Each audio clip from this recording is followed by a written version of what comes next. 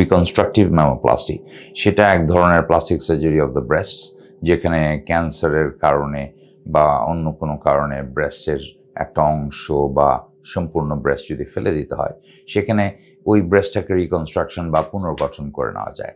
সেটার প্রয়োজন অনেক বেশি হয়, বিকজ আদারওয়াইজ ওই মহিলার সাইকোলজিক্যাল একটা ট্রমা বা এফেক্ট থেকে যায় সারা জীবন ধরে।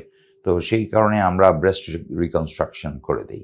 এই রিকনস্ট্রাকটিভ ম্যামোপ্লাস্টিগুলো আমরা সাধারণত ব্রেস্ট ইমপ্লান্ট দিয়ে করি।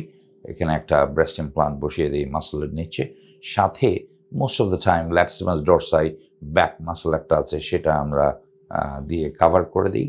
সেটা it adds to the volume এবং দেখতে একটা ন্যাচারাল লুক চলে আসে। অনেক সময় পেটের মাসলও ইউজ করা হয়, সেটা আমরা ট্রাম ফ্ল্যাপ বলা হয়, রেকটাস অ্যাবডোমিনাস মাসল দিয়ে, অথবা ফ্রি ফ্ল্যাপ অন্য কোনো মাসল আমরা একদম এন্টায়ারলি সেপারেট করে মাইক্রোভাস্কুলার অ্যানাস্টোমোসিসের মাধ্যমে বেশি দিতে পারি। তো সেই সবগুলো জিনিসকে একসাথে আমরা বলি রিকনস্ট্রাকটিভ ম্যামোপ্লাস্টি। আর এর পাশে এস্থেটিক ম্যামোপ্লাস্টি সেগুলো হচ্ছে সৌন্দর্য বৃদ্ধির ম্যামোপ্লাস্টি, যেগুলোতে ব্রেস্টের সাইজ ছোট করা হয় বা প্রয়োজন হলে বড় করা হয়, আপলিফট করা হয়। তো ওই জিনিসগুলোকে আমরা এস্থেটিক ম্যামোপ্লাস্টি বলা হয়।